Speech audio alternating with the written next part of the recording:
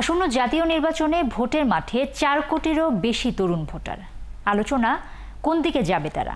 নতুন দল এনসিপি কি একচেটিয়া সমর্থন পাবে, নাকি বিএনপি জোট বা ইসলামপন্থীদের বাক্সে পড়বে তাদের ভোট? বিশ্লেষকরা বলছেন কোন দিকে তরুণরা বেশি হেলবে সেটা এখনো স্পষ্ট নয়। আর তরুণরা বলছেন প্রার্থী আর ইশতেহার দেখিয়েই তারা সিদ্ধান্ত নেবেন। বিস্তারিত সুমন মাহমুদের প্রতিবেদনে। 18 থেকে 29 বছরের ভোটাররাই তরুণ ভোটার। 2014 সালে তরুণ ভোটারের সংখ্যা ছিল 2.5 কোটি। 2018 সালে আরও 43 লাখ তরুণ ভোটার যুক্ত হয় সেই তালিকায়। আর আসন্ন জাতীয় সংসদ নির্বাচনে এই ভোটারের সংখ্যা 4 কোটি। গেল কয়েক বছরের হিসাবে প্রতিটি নির্বাচনে মোট ভোটারের 25 থেকে 30% তরুণ ভোটার। জুলাই অভ্যুত্থানে তরুণ শিক্ষার্থীদের নেতৃত্বে অবসান ঘটে স্বৈরাচারী হাসিনা সরকারের। চারিদিকে আলোচনা এবারের ভোটের বাক্সে তার অন্যরকম কোনো প্রতিফলন ঘটবে কিনা। এ নিয়ে কথা হয়েছে বেশ কিছু নতুন ভোটারের সাথে। তারাও বলছেন নির্বাচনের গণ অভ্যুত্থানের চেতনার প্রতিফলন দেখতে চান তারা। গত 16-17 বছর যারা ক্ষমতায় ছিল তারা যেভাবে ফ্যাসিস্ট কায়েম করে গেছে সেটা যাতে আগামীতে না হয়। এই রাজনৈতিক দলটা নারীদের খুব ভালো মতো সিকিউরিটি দেবে, আমরা তাদেরকেই ভোট দিতে চাচ্ছি। কিন্তু সেটা কিভাবে? তরুণরা মনে করছেন প্রার্থী বাছাইয়ে দলগুলোকে পরিষ্কার ভাবমূর্তি দুর্নীতিমুক্তদের বাছাই করতে হবে। দুর্নীতি এবং চাঁদাবাজির রেকর্ডটা ক্লিন আছে কিনা, লাইক সে কোনো ইটের ভাটা থেকে টোল তুলতেছে কিনা, বা তার লোকজন রাস্তা থেকে অটো থেকে চাঁদা তুলতেছে কিনা। ইয়ং যারা আছে ওনাদেরকে ভোট দেওয়ার ইচ্ছা আছে, যাতে ওদের মধ্যে সামান্য হলেও দেশপ্রেমটা আছে। প্রচলিত রাজনৈতিক ধারার বিপরীতে নতুন কিছু আনার কথা বলে অভ্যুত্থানকারী শিক্ষার্থীরাও দল গঠন করেছে। খুব গুরুত্ব দিয়ে তরুণ ভোটারদের দিকে তাকিয়ে আছেন তারা। বাংলাদেশের তরুণ যারা জনগোষ্ঠীর অংশ আছেন তাদের অনেকের সাথে আমাদের পার্সোনাল ইন্টারাকশনের জায়গা রয়েছে, তাদের সঙ্গে আমাদের বোঝাপড়ার জায়গা রয়েছে, আমরা তাদের সঙ্গে একই সাথে বেড়ে উঠেছি। তারা যেমন আমাদের লক্ষ্যবস্তুতে আছেন, তারা যেন আমাদের লক্ষ্যের মধ্যে রয়েছেন। একই সাথে বাংলাদেশের সর্বস্তরের জনগণ যারা ভোটাধিকার প্রাপ্ত হয়েছেন তাদের সকলকে ইনগেজ করিয়ে নিয়েই মূলত আমরা সামনের পথটায় অগ্রসর হতে চাই। আগের ভোটে তরুণরা কোন দিকে কতটুকু ঝুঁকেছে তার হিসাব করা খুবই জটিল। ধারণা করা হয় যারা জিতেছে তারাই বেশি সংখ্যায় ভোট পেয়েছে তরুণদের। এবারের ভোটের মাঠে চিরাচরিত দলগুলোর বাইরে তরুণদেরও দল আছে। সাথে অভ্যুত্থানে অংশ নেওয়া বিএনপি কিংবা জামাত এবং ইসলামী আন্দোলনও রয়েছে। সব দলের সাথেই যোগাযোগ আছে 4 কোটি তরুণ ভোটারের। তাহলে কি এবার কোনো দলই একচেটিয়া ভোট পাবে না তরুণদের? তরুণরা কিন্তু এগুলা খুব নিবিড়ভাবে পর্যবেক্ষণ করবে যে নির্বাচনী কর্মসূচিতে, নির্বাচনী প্রচারণায়, নির্বাচন পরবর্তী সময়ে তাদের পছন্দকে গুরুত্ব দেওয়া হচ্ছে কিনা, বা রাজনীতিক এই যে বয়োজ্যেষ্ঠরা পরিবর্তনের পক্ষে কিনা, নিজেদেরকে পাল্টাতে প্রস্তুত কিনা, এটা কিন্তু তারা খেয়াল করবে। এবং তাদের এই খেয়ালের মর্যাদা যে দিবে না সে ঠকবে। আওয়ামী লীগকে হয়তো তারা বেছে নেবে না, আমার কাছে মনে হয়। তারা চিন্তা করবে যে কোন দল প্রোগ্রেসিভ, কোন দল বাংলাদেশকে এগিয়ে নিয়ে যেতে পারে, কোন দল নতুন একটা বন্দোবস্তর ব্যবস্থা করতে পারবে, হয়তো তারা এইভাবে চিন্তা করবে। ফলে সমীকরণটা এখনো স্পষ্ট নয়। সৃজনশীল কর্মকাণ্ড দিয়ে যারা মন জয় করতে পারবে সেদিকেই হেলতে পারে তরুণ ভোটাররা। সুমন মাহমুদ, 71, ঢাকা। নতুন রাজনৈতিক শক্তির উত্থান ঠেকাতে হামলার মাধ্যমে ষড়যন্ত্র চলছে বলে মন্তব্য করেছেন জাতীয় নাগরিক পার্টির আহ্বায়ক নাহিদ ইসলাম। সকালে নীলফামারীর সৈয়দপুরে শহীদ সাজ্জাদের কবর জিয়ারতের মধ্য দিয়ে এনসিপির জুলাই পদযাত্রার 3য় দিনের কার্যক্রম শুরু হয়। এ সময় নাহিদ ইসলাম বলেন, দফায় দফায় এনসিপির কার্যালয়ে হামলা জুলাই পদযাত্রা বিঘ্নিত করার ষড়যন্ত্র।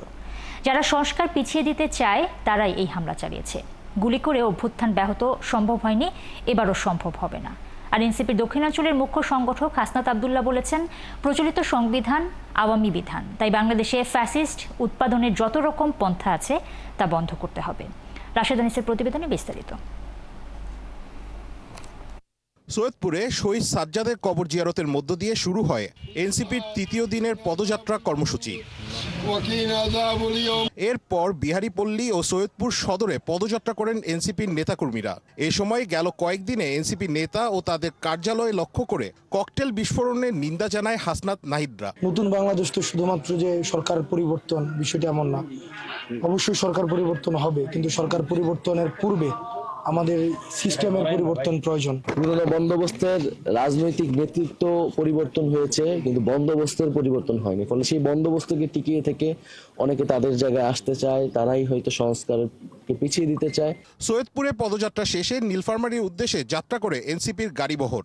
সেখানে এনসিপি নেতা আবু সাইদ লিওনকে জনগণের মাঝে পরিচয় করিয়ে দেওয়া হয়। আমরা একটা স্বপ্নের কথা, একটা নতুন বাংলাদেশের কথা বলতে পারছি। জুলাই পদযাত্রার পাশাপাশি নির্বাচনী প্রচারণা হচ্ছে কিনা এ প্রশ্নে নাহিদের উত্তরটাও বেশ কৌশলী। আমরা আসলে কোনো প্রার্থীদেরকে পরিচয় করে দিচ্ছি না, আমরা এলাকার সন্তানদের পরিচয় করে দিচ্ছি, যারা এই এলাকাটা গত 10 মাস ধরে গুছিয়েছে গণ অভ্যুত্থানের পর থেকে নাগরিক কমিটি, বৈষম্য বিরোধী এবং নাগরিক পার্টিতে, এবং যারা সাংগঠনিকভাবে এলাকাটা গুছিয়েছে এবং এলাকার মানুষের জন্য গত 10 মাস কাজ করেছে।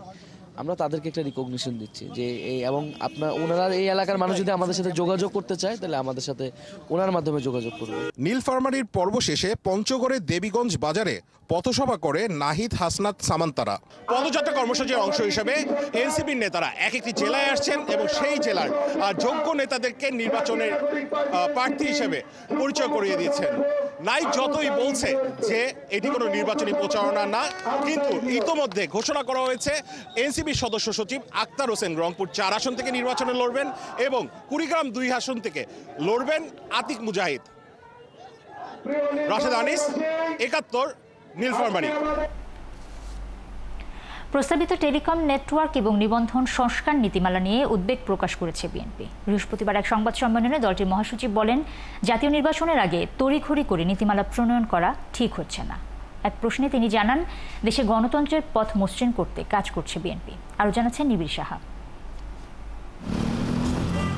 বাংলাদেশ টেলিযোগাযোগ নিয়ন্ত্রণ কমিশন বিটিআরসির ড্রাফট টেলিকম নেটওয়ার্ক ও লাইসেন্সিং রিফর্ম পলিসি 2025 নিয়ে সভা বসবে বৃহস্পতিবার দুপুরে। এখানে নীতিমালা নিয়ে গুরুত্বপূর্ণ সিদ্ধান্ত হওয়ার কথা রয়েছে।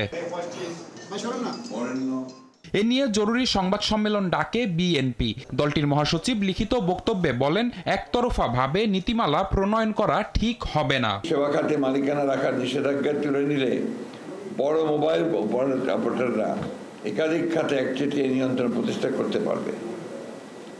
এতে প্রতিযোগিতা কমে যাবে, ছোট প্রতিষ্ঠানগুলো পিছিয়ে পড়বে। সামনে জাতীয় নির্বাচনকে সামনে রেখে, বিবেচনায় রেখে এই ধরনের একটি জাতীয় গুরুত্বপূর্ণ নীতিমালা এ সময়ে একতরফাভাবে প্রণয়ন করা সমীচীন হবে না বলে বিএনপি বিশ্বাস করে। দলটির স্থায়ী কমিটির সদস্য মঈন খান অভিযোগ করেন, এমন একটি নীতিমালা প্রণয়নের আগে জনগণ কিংবা রাজনৈতিক দলগুলোর সঙ্গে সরকার মতবিনিময় করেনি। বড় মোবাইল অপারেটর তারা একটা বিরাট সুবিধা পাবে, আর যারা বাংলাদেশের অভ্যন্তরে যারা বড় রকমের ইনভেস্টমেন্ট করতে পারে তারা একটা সুবিধা পাবে, এবং সুবিধার টার্গেট যেটা হওয়া উচিত আমরা মনে করি একটা গণতান্ত্রিক সমাজে সাধারণ মানুষ যাতে সুযোগ সুবিধাটা পায়। কিন্তু সেইটা কিন্তু এই যে প্রস্তাবিত নীতিমালা আমরা যতদূর জানি যে সেখানে কিন্তু সেটা অনুপস্থিত। এটা মানুষের কাছ থেকে মতামত নেওয়া কথা, বা যারা পার্টি এটা এই সঙ্গে যারা সংশ্লিষ্ট তাদের মতামত নেওয়ার কথা। এখানে বলা আছে যে সরকার এ ধরনের কোনো মতামত নিয়েছে বলে আমাদের জানা নেই। এদিকে এক প্রশ্নে বিএনপি মহাসচিব মন্তব্য করেন, রাজনীতি সংঘাতপূর্ণ যেন না হয় সেজন্য সতর্ক আছে বিএনপি। গণতন্ত্র উত্তরণের যে পথ, সেই পথকে মসৃণ রাখা এবং আমরা যে লক্ষ্যে এতগুলো প্রাণ গেছে সেই প্রাণের বিনিময়ে আমরা যেন একটা সুস্থ সুন্দরভাবে যেতে পারি সেই পথেই আমরা হাঁটছি। নিবিড় সাহা, 71, ঢাকা। বাংলাদেশের সুষ্ঠু নির্বাচন আয়োজনে অস্ট্রেলিয়ার সহযোগিতা অব্যাহত থাকবে বলে জানিয়েছেন বিএনপির স্থায়ী কমিটির সদস্য আমির খসরু মাহমুদ চৌধুরী। বৃহস্পতিবার বিকেলে বাংলাদেশে নিযুক্ত অস্ট্রেলিয়ান হাই কমিশনার সুসান রাইলের সাথে সৌজন্য সাক্ষাৎ শেষে এই কথা বলেন তিনি। গুলশানে বিএনপি চেয়ারপারসনের রাজনৈতিক কার্যালয়ে দলটির মহাসচিব মির্জা ফখরুল ইসলাম আলমগীরের সঙ্গে হওয়া এই বৈঠক বিকেল 4টায় শুরু হয়ে চলে প্রায় 1 ঘণ্টা। পরে সংবাদ সম্মেলনে আমির খসরু মাহমুদ চৌধুরী জানান, অস্ট্রেলিয়া এরই মধ্যে নির্বাচন কমিশনকে সহযোগিতা করছে, সেটি সামনে আরও ত্বরান্বিত হবে। দ্রুত নির্বাচনের দিকে যাওয়া জরুরি জানিয়ে বিএনপি নেতা আরও বলেন, আগামী নির্বাচনে ভোটারদের অংশগ্রহণ বেশি হবে বলেও আশা প্রকাশ করছেন অস্ট্রেলিয়ান হাই কমিশনার। এছাড়া শিক্ষা, কৃষি এবং অস্ট্রেলিয়ায় অবস্থানরত প্রবাসী বাংলাদেশিদের সমস্যা সমাধানেও আলাপ হয়েছে বৈঠকে।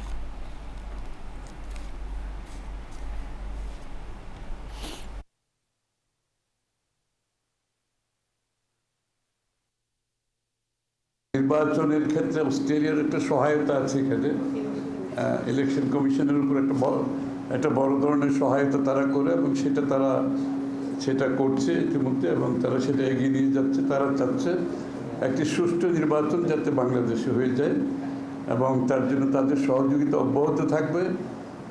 তাদের বাংলাদেশের সার্বিক রাজনৈতিক পরিস্থিতি এবং আগামী দিনের বাংলাদেশে আমরা আমাদের রাজনৈতিক পরিবর্তনের পরে একটা গণতান্ত্রিক বাংলাদেশ এবং তার ফলশ্রুতিতে যে দুই দেশের মধ্যে সম্পর্কগুলো গড়ে ওঠার প্রয়োজনীয়তা আছে সেগুলো গুরুত্বের সাথে আলোচনা হয়েছে। বিগত সরকারের সময় কোনো সেনা সদস্য গুমের ঘটনায় জড়িত থাকলে ব্যবস্থা নেওয়া হবে। বৃহস্পতিবার সেনা সদরের সংবাদ সম্মেলনে মিলিটারি অপারেশনসের পরিচালক কর্নেল মোহাম্মদ শফিকুল ইসলাম বলেন, অভিযোগ ওঠা সেনা সদস্যদের বিরুদ্ধে তদন্ত চলছে। তিনি আরও জানান, জুলাই অভ্যুত্থানে লুট হওয়া অস্ত্র এবং অ্যামুনিশনের ৮০% উদ্ধার করা হয়েছে। আরও জানাচ্ছেন সাজিদ সরকার। সেনা সদরের পক্ষ থেকে আপনাদের সকলকে ধন্যবাদ। দুপুরে সেনানিবাসে সংবাদ সম্মেলন করে সেনাবাহিনী। এতে দেশের সার্বিক নিরাপত্তা পরিস্থিতি, মব সন্ত্রাস ও KNF এর বিরুদ্ধে নেয়া কার্যক্রম তুলে ধরেন মিলিটারি অপারেশনসের পরিচালক। ঘটনার সাথে সম্পৃক্ত ব্যক্তিদেরকে গ্রেফতারের চেষ্টা। এই সময় তিনি জানান, বাহিনীর চলমান অভিযানে বান্দরবানে সন্ত্রাসীদের বিরুদ্ধে বড় ধরনের অগ্রগতি হয়েছে। একই সাথে অভ্যুত্থানের সময় লুট হওয়া অস্ত্র উদ্ধার নিয়েও তথ্য দেয়া হয়। KNF এবং বাংলাদেশ সেনাবাহিনীর মধ্যে ব্যাপক গোলাগুলি হয়েছে এবং ভোরের দিকে 2 জন সদস্য KNF সদস্য গুলিবিদ্ধ হয়ে নিহত হয়েছে এবং এছাড়াও 3টি SMG, একটি চাইনিজ রাইফেল এবং 364 রাউন্ড অ্যামুনিশন পাওয়া গিয়েছে। তিনি বলেন, দেশের বিভিন্ন স্থান থেকে গত 1 মাসে 56 জন কিশোর গ্যাং সদস্যকে গ্রেফতার করা হয়েছে। অন্যদিকে গুমের অভিযোগ ওঠা সেনা সদস্যদের বিরুদ্ধে তদন্ত চলমান আছে বলেও জানান কর্নেল শফিকুল ইসলাম। কিছু কিছু সেনা সদস্য যারা ডেপুটেশনে ছিল তাদের বিরুদ্ধে গুমের সাথে অভিযোগ এসছে এবং তাদের তদন্ত চলমান রয়েছে এবং তাদের এই তদন্তে যদি গুমের সংশ্লিষ্টতা প্রমাণ পায় তাহলে অবশ্যই বাংলাদেশ সেনাবাহিনী তাদের বিরুদ্ধে যথাযথ আইনানুগ ব্যবস্থা গ্রহণ করবে। সংবাদ সম্মেলনে আরও বলা হয়, জাতীয় নির্বাচন সামনে রেখে রাজনৈতিক সহিংসতা বা অনিয়ম ঠেকাতে নির্বাচন কমিশনের নির্দেশনার অপেক্ষায় রয়েছে সেনাবাহিনী। সাজিদ সরকার, ৭১, ঢাকা। প্রায় 10 বছর আগে গুলশানে ইতালির নাগরিক তাবেলা সিজার হত্যাকাণ্ডের ঘটনায় 3 জনের যাবজ্জীবন কারাদণ্ড দিয়েছে আদালত। খালাস দেওয়া হয়েছে 4 আসামিকে। বৃহস্পতিবার ঢাকার তৃতীয় অতিরিক্ত মহানগর দায়রা জজ আদালত এই রায় ঘোষণা করেন। রায়ের বিরুদ্ধে আপিল করবে রাষ্ট্রপক্ষ। বিস্তারিত জানাচ্ছেন নিবিড় সাহা। বৃহস্পতিবার দুপুর 2টার কিছু আগে ঢাকার তৃতীয় অতিরিক্ত মহানগর দায়রা জজ আদালতে তোলা হয় কারাগারে থাকা তাবেলা সিজার হত্যা মামলার 4 আসামিকে। সংক্ষিপ্ত রায়ে এই হত্যা মামলায় 3 জনের যাবজ্জীবন দেয় আদালত। এছাড়া বাকি 4 জনকে খালাস দেয়া হয়েছে। মামলার প্রধান আসামি বিএনপি নেতা এম এ কাইয়ুমও খালাস পেয়েছেন। আমরা আসামি পক্ষে খুবই অসন্তুষ্ট। তার 3-4টা কারণ হলো 42 জন সাক্ষী যে প্রসিকিউশন উপস্থাপন করেছে, এই সাক্ষীরা কেউই আসামিদেরকে শনাক্ত করতে পারে নাই কোনো সময়ই, এবং আইও স্বীকার করেছেন যে ঘটনাস্থানের কথা বলা হলো, সেই ঘটনাস্থলে যে ভিডিও ফুটেজ সংগ্রহ করেছিল সেখান থেকেও যাদেরকে সাজা দেওয়া হয়েছে তাদেরকে আসলে শনাক্ত করতে পারেন নাই। গ্রেপ্তারের বহুদিন আগে থেকেই তাদেরকে গুম করে রাখার কারণে তাদের ফ্যামিলি থেকে জিডি করা হয়েছিল বাড্ডা থানায়। তৎকালীন সরকার রাজনৈতিক উদ্দেশ্যে বিএনপি নেতাদের আসামি করে থাকতে পারেন জানিয়ে রাষ্ট্রপক্ষের দাবি, পূর্ণাঙ্গ রায়ের নথি পেলে আপিলের সিদ্ধান্ত নেবেন তারা। তামজিদ আহমেদ রুবেল তার 160 করে সে নিজে বলেছে যে ভিকটিমকে 4টি গুলি করেছে। আর মিরাজুল আবেদিন রাসেল সে মোটরসাইকেল চালিয়ে আসামি রুবেলকে ভিকটিমের কাছে নিয়ে যায় এবং গুলি করার পর মোটরসাইকেল সহ একসাথে তারা চলে যায়। এম এ কাইয়ুম নিজেও কোনো স্বীকারোক্তি প্রদান করেন নাই এবং তাকে জড়িয়েও সেরকম স্বীকারোক্তি দেওয়া হয় নাই। কিন্তু আমার সংক্ষিপ্ত জাজমেন্টে আমরা যেটা মনে হয়েছে তাকে রাজনৈতিকভাবে তখন ইমপ্লিট করা হয়েছিল এই মামলা, যার কারণে সে ওই বেনিফিটটা পেয়েছে। আমরা পূর্ণাঙ্গ পাওয়ার পরে আমরা পর্যালোচনা করে দেখব। 2015 সালের 28 অক্টোবর সন্ধ্যায় গুলশানের 90 নম্বর সড়কের ফুটপাতে দুর্বৃত্তরা তাবেলা সিজারকে গুলি করে হত্যা করে। এরপর ইসলামিক স্টেট IS হত্যার দায় স্বীকার করে বিবৃতি দেয় বলে যুক্তরাষ্ট্র ভিত্তিক একটি ওয়েবসাইটে দাবি করা হয়। নিবিড় সাহা, ৭১, ঢাকা। জুলাই গণ অভ্যুত্থানে চানখারপুলের শিক্ষার্থী আনাস সহ 6 জনকে গুলি করে হত্যা মামলায় 8 আসামির বিরুদ্ধে অভিযোগ গঠনের উপর শুনানি শেষ হয়েছে। বৃহস্পতিবার বিশেষ ট্রাইব্যুনাল 1 এই মামলায় অভিযোগ গঠনের আদেশ দিতে 14 জুলাই দিন ঠিক করেছেন। আরও জানাচ্ছেন সৈকত সাদিক। 2024 সালের 5 আগস্ট মার্চ টু ঢাকা কর্মসূচিতে অংশ নিতে রাজধানীর চানখারপুল এলাকা দিয়েও শত শত ছাত্র জনতা আসতে থাকে কেন্দ্রীয় শহীদ মিনারের দিকে। তখন নিরস্ত্র ছাত্র জনতার উপর নির্বিচারে গুলি চালায় পুলিশ। এই ঘটনায় শিক্ষার্থী আনাস সহ 6 জন শহীদ হন। সেদিন ডিএমপির বরখাস্ত কমিশনার হাবিবুর রহমানের নির্দেশনায় গুলি চলে, আর ঘটনাস্থলে উপস্থিত থেকে অধীনস্থদের গুলি চালানোর নির্দেশ দেন ডিএমপির তৎকালীন যুগ্ম কমিশনার সুদীপ কুমার চক্রবর্তী, রমনা জোনের এডিসি আক্তারুল ইসলাম, এসি ইমরুল এবং শাহবাগের বরখাস্ত হওয়া পরিদর্শক আরশাদ হোসেন। চাইনিজ রাইফেল সহ অন্যান্য মারণাস্ত্র দিয়ে গুলি করে মানুষ হত্যা করে কনস্টেবল সুজন, ইমাজ হোসেন ও নাসিরুল ইসলাম। অভিযোগ গঠনের উপর আসামি পক্ষের যুক্তিতর্ক উপস্থাপনের সময়ও এই তথ্য উঠে আসে। তবে নানা যুক্তি তুলে ধরে আসামিদের অব্যাহতি চান আইনজীবীরা। এই চানখারপুরের মামলা আমরা সাবমিশনে যেটা বলেছি যে ওইখানে এডিসি আক্তারুজ্জামান কমান্ডিংয়ে উনি নেতৃত্ব দিয়েছেন এবং এডিসি আক্তারুজ্জামান এবং এসি ছিল, সেখানে একজন ইন্সপেক্টর কোনোভাবে কমান্ডিং অফিসার হতে পারেন এবং তিনি নিরস্ত্র ছিলেন। আসামির বিরুদ্ধে ফর্মাল চার্জে যে অভিযোগ আছে সেখানে একটা মন্তব্য, প্রসিকিউশনের একটা মন্তব্য আছে যে তিনি হাসতে হাসতে বলেছেন লাগছে লাগছে, মরছে মরছে, এইটার বিষয়ে উনি বলেছেন।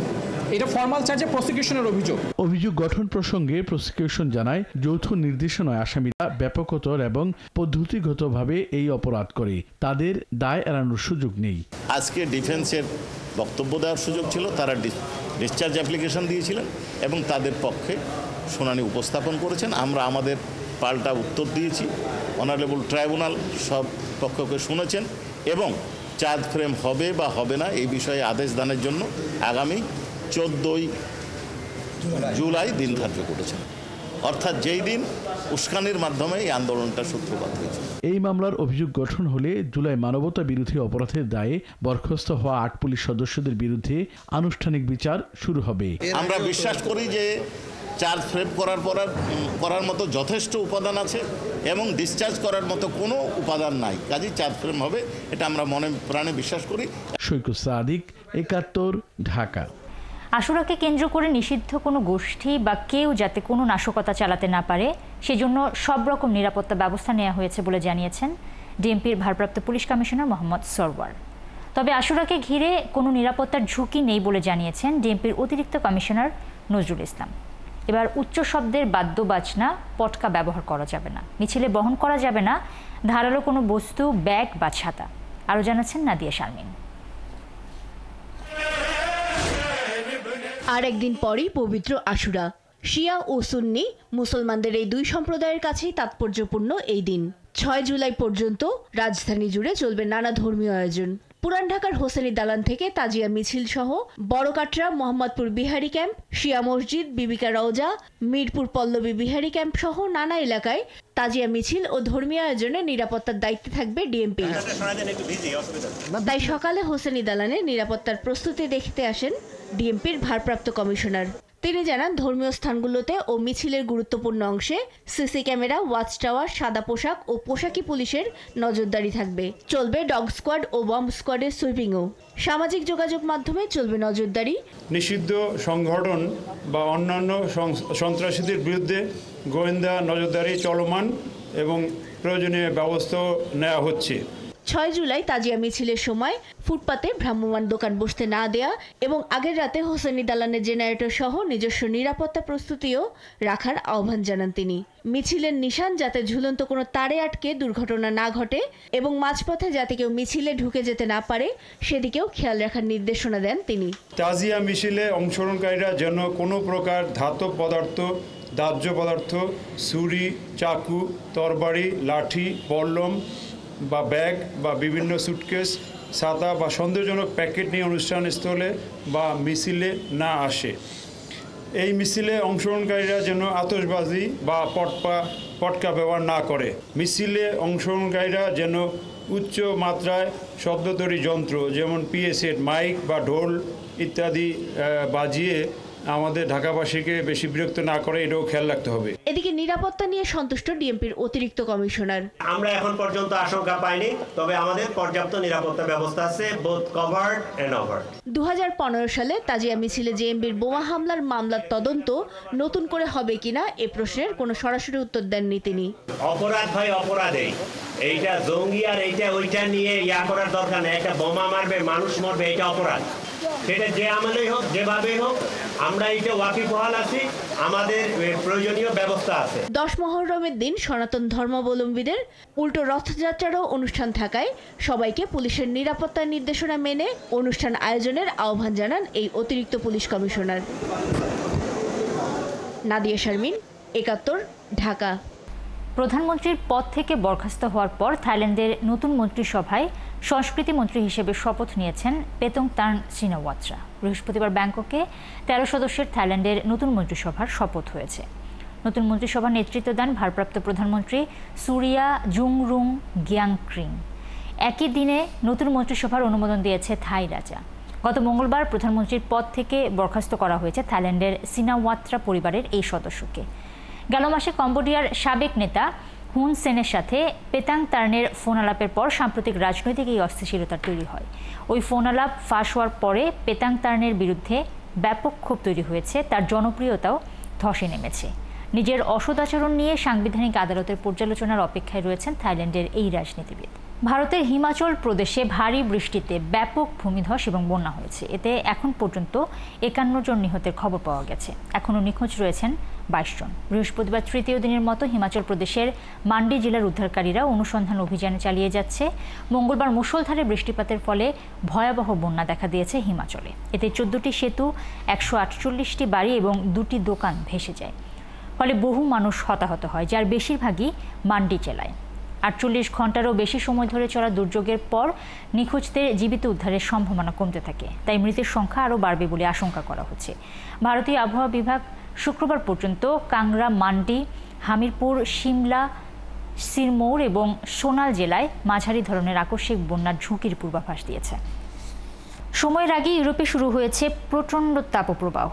তুরস্ক এবং গ্রিসে ছড়িয়ে পড়েছে দাবানল। অপরদিকে তীব্র গরমের কারণে ফ্রান্স, স্পেন, ইতালি, পর্তুগাল এবং জার্মানিতে উচ্চ সতর্কতা জারি করেছে কর্তৃপক্ষ। এমনকি সহনীয় আবহাওয়ায় দেশ নেদারল্যান্ডসেও জারি করা হয়েছে সতর্কতা। এরই মধ্যে তাপপ্রবাহে ইউরোপ জুড়ে মারা গেছে কমপক্ষে 8 জন। শারমিন শ্রাবণীর প্রতিবেদনে বিস্তারিত। তীব্র তাপদাহে বিপর্যস্ত পুরো ইউরোপ। কোথাও ভয়াবহ গরম, কোথাও আবার দাবানল। প্রচণ্ড গরমে অসুস্থ হয়ে প্রাণহানিও বাড়ছে।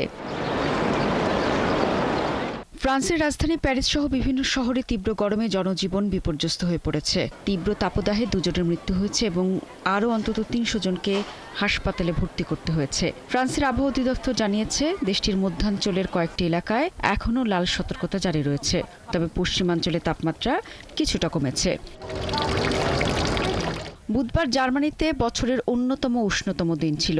এদিন দেশটিতে সর্বোচ্চ তাপমাত্রা 39.3 ডিগ্রি সেলসিয়াস রেকর্ড করা হয়েছে। গরমের কারণে অনেক শহরে শিক্ষা প্রতিষ্ঠান বন্ধ রাখা হয়েছে।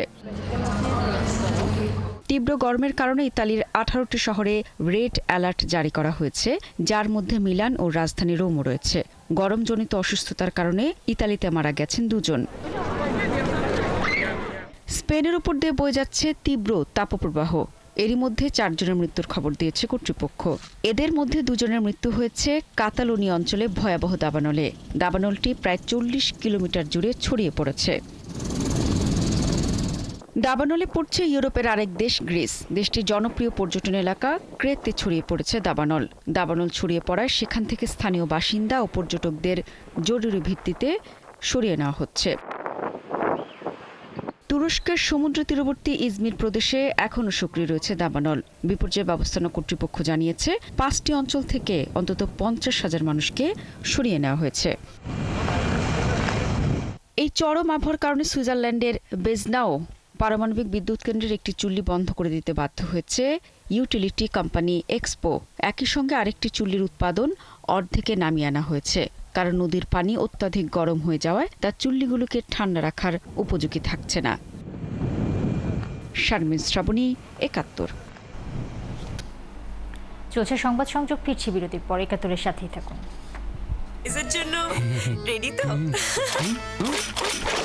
এরকম নিম্নমানের ফ্ল্যাশ ট্যাঙ্ক আপনার যে কোনো সারপ্রাইজিং মোমেন্টকে করে ফেলতে পারে সাফারি। তাই আপনার রুচির সাথে মানানসই স্টাইলিশ সব ডিজাইন থেকে বেছে নিন পানি সাশ্রয়ী ও long lasting shine flash tank. Fittings shine তো সবকিছু ফাইন।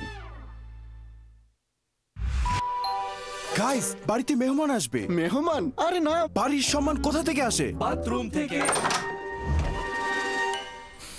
ওয়াও, দারুণ সুবাস। গোদরেজ এয়ার পাওয়ার পকেট এর পাওয়ার জেল টেকনোলজি বাথরুমকে সুগন্ধে ভরিয়ে রাখে পুরো 30 দিন পর্যন্ত। যদি ঘর কথা বলতে পারতো তাহলে গোদরেজ এয়ারই চাইতো। এটা লাল চা দাও তো। আরে এর থেকে বড় সারপ্রাইজ গ্রামীণফোন 17-এ 5টা প্লেনের টিকিট সহ এক্সক্লুসিভ সব অফার। প্ল্যান পটাটা চিপস নাকি বিস্কিট?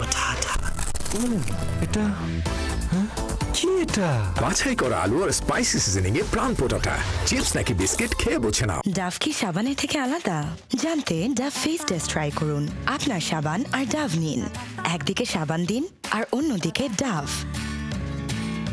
সাবানের দিকটা রুক্ষ লাগে কারণ সাবান ত্বককে রুক্ষ করে দেয়। ডাভের দিকটা নরম ও কোমল কারণ ডাভ সাবানের থেকে আলাদা। এর 1/4 ময়েশ্চারাইজিং ক্রিম দেয় নরম, কোমল ও উজ্জ্বল ত্বক। তফাৎটা বুঝতে আজই ডাভ ব্যবহার করুন। জুসি জুসি বার্গার আর সাথে স্বাদের বস প্রাণ সসের মাখামাখি টেস্ট বার্গারকে করে তোলে আরো ইয়ামি, আরো জোস। তাজা পাকা টমেটো আর সিক্রেট রেসিপি কম্বিনেশনে প্রাণ সস যে কোনো খাবারকে করে তোলে আরো ইয়ামি, আরো জোস। প্রাণ সস, সসের বস। ড্যান্ড্রফ, হেয়ার ফল, ড্যামেজ মোকাবেলায় কেবল নারকেল তেলই কি যথেষ্ট? চাই ডাবর বাটিকা, খাঁটি নারকেল তেলের সাথে 10টি উপাদান যা ড্যামেজ রিপেয়ার করে, খুশকি দূর করে, চুল পড়া কমায় 90% পর্যন্ত। নাও ডাবর বাটিকার কমপ্লিট কেয়ার। ম্যাগিও ঠিক আমার মতোই কোয়ালিটিতে কোনো ছাড় দেয় না। 7টি দেশের সেরা খামার থেকে আসে ম্যাগি নুডলসের ময়দা। এভাবেই তো বাংলাদেশে প্রায় 3 যুগ ধরে একই কোয়ালিটি দিয়ে আসছে ম্যাগি। মা হিসেবে এটাই আমার জন্য গিফট। জীবন যখন তোমায় ডাকে, কে তবে আটকে রাখে? সেপটেক্স অ্যান্টিসেপটিক সোপ, থাকুন অ্যাক্টিভ প্রতিদিন। কোন প্যাচেজে পড়লাম? স্যার, আমি থ্রেড পাইপের মাস্টার। এমন ভাবে প্যাচ লাগামু, আর যদি না লাগে দূরবীনে চোখ রেখে সেই ভবিষ্যৎটাও দেখে নেয়।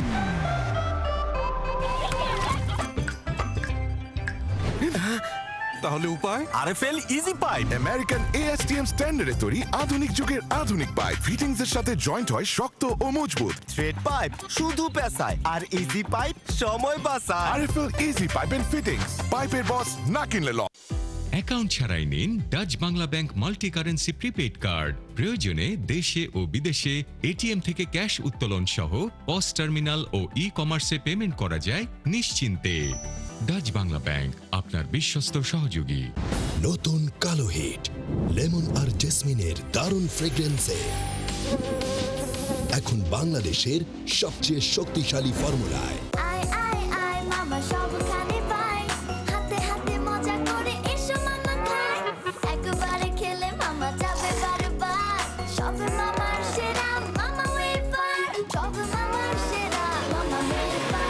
প্রতিদিনের লড়াইয়ে আমার আস্থা স্যাভলন সোপের দ্বিগুণ শক্তি, দ্বিগুণ সুরক্ষায়। স্কিন ময়েশ্চারাইজিং পাওয়ার সমৃদ্ধ নতুন স্যাভলন সোপ জীবাণুর পাশাপাশি রুক্ষতা থেকেও দেয় সুরক্ষা। আরএফএল SWR পাইপই মাপে যা বলে তাই দেয়। না দেখে ঠকবেন না। আরএফএল ছাড়া কিনবেন না। SWR পাইপ এন্ড ফিটিংস, পাইপের বস, না কিনলে লস। নারিশমেন্টের জার্নিটা শুরু হয় গ্রেড A নারকেল থেকে। 30টি কোয়ালিটি চেকের মাধ্যমে নিশ্চিত হয় ডাবর নারকেল তেলের শুদ্ধতা। ডাবর নারকেল তেল, শুদ্ধতার নতুন আস্থা। বিকেলের আড্ডায় ফ্যামিলি আর ফ্রেন্ডস, হ্যাপি হ্যাপি মুখে মুখে অল টাইম কে। জীবনের সাথে চলে হাই ফাইভ অল টাইম। স্বাস্থ্যকর অল টাইম কেক, সব সময় অল টাইম হেলদি লাইফ। তুমি চাইলেই সব পারবে। একজন মাই তার মেয়েকে সম্পূর্ণভাবে মজবুত করে তোলে আর অ্যালোভেরা ও মিল্ক প্রোটিন যুক্ত লাইফ বয় শ্যাম্পু চুল করে ন্যাচারালি স্ট্রং। নতুন লাইফ বয় শ্যাম্পু মাত্র 2 টাকায়। কিভাবে থাকবো তোমাদের ছাড়া? কি প্রাণ মিষ্টি বড়ই, গাড়ি ছাড়ছে না চলো না, কত গল্প বাকি আছে তোমার সাথে। টস টসে বড়ই আর ইয়াম্মি মশালায় তৈরি প্রাণ মিষ্টি বড়ই। এবার অস্থির মুড হবে স্বস্তির। নতুন স্যাভলনের টাইম লাগে কম, জীবাণুর জম ডাবল ডাবল ফেনা হয়, সুরক্ষিত কোমল হাত সব সময়। কোকোনাট মিল্ক সমৃদ্ধ লিওনা বিউটি সোপের ব্যালেন্সড ময়েশ্চার ফর্মুলা ত্বককে রাখে নরম ও কোমল। ত্বক কেমন ছুলেই প্রজাপতি মন।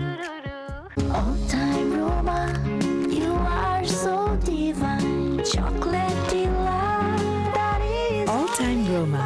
Taste it, love it. শিপমেন্টটা কি পাঠানো হয়েছে? জি স্যার, কন্টেইনার লোড হয়ে গেছে, খুব শীঘ্রই জাহাজ ছাড়বে। একটু পরে কথা হবে। যখনই দরকার প্রাইভেসি তখনই অন করুন ফ্লোট গ্লাসের তৈরি অটো ফ্রস্ট গ্লাস। ভেতরে যা হয় তা ভেতরেই থাক। অত্যাধুনিক মেশিনে স্মার্ট ফিল্ম দিয়ে ফ্লোট গ্লাসের তৈরি অটো ফ্রস্ট গ্লাস। সূর্যের তাপ কমাতে, জানালায় বা যে কোনো ধরনের প্রাইভেসিতে ব্যবহার করুন ফ্লোট গ্লাসের তৈরি auto frost glass. 20 years of excellence in glass innovation. আমি এই চেয়ারে বসবো না। বাচ্চু ভাই, এই চেয়ারকে ভয় পেও না। ডেন্টিস্টের পরামর্শ নাও নতুন কোলগেট অ্যাক্টিভ সোল, যা দাঁতের সমস্যা শুরু হওয়া মাত্রই থামিয়ে দেয়। না থাকবে ব্যথা, না থাকবে ভয়। আছেন একাত্তরে চলছে সংবাদ সংযোগ।